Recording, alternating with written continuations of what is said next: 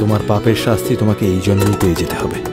এই প্রথমবার পুজোয় মুক্তি পাচ্ছে শিবপ্রসাদ মুখোপাধ্যায় অভিনীত ছবি বহুরূপী। ৩০ বছর ধরে অভিনয় এবং পরিচালনার জগতে কাজ করার পর পুজোর সময় তার অভিনীত ছবি মুক্তির খবর শিবপ্রসাদের জন্য বিশেষ তাৎপর্যপূর্ণ। নিজের অভিনীত ছবির পোস্টার দেখে আবেগপ্রবণ হয়ে উঠেছেন শিবপ্রসাদ। সম্প্রতি দক্ষিণ কলকাতার নবীনা সিনেমা হলের বাইরে নিজের চরিত্রের পোস্টার দেখে শিবপ্রসাদ সোশ্যাল মিডিয়ায় লেখেন, ৩০ বছর সময় লাগলেও পুজোয় আমার অভিনীত ছবি মুক্তি পেতে।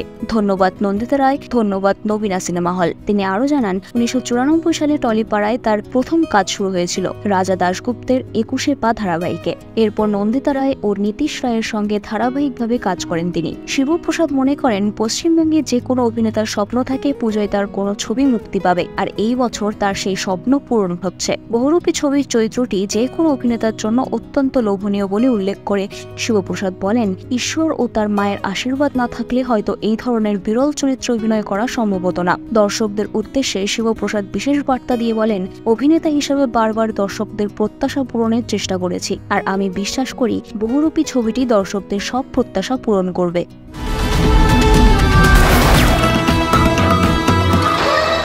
বহুরূপের সম্মুখে তোমার ছাড়ি কোথা খুঁজিছ ঈশ্বর।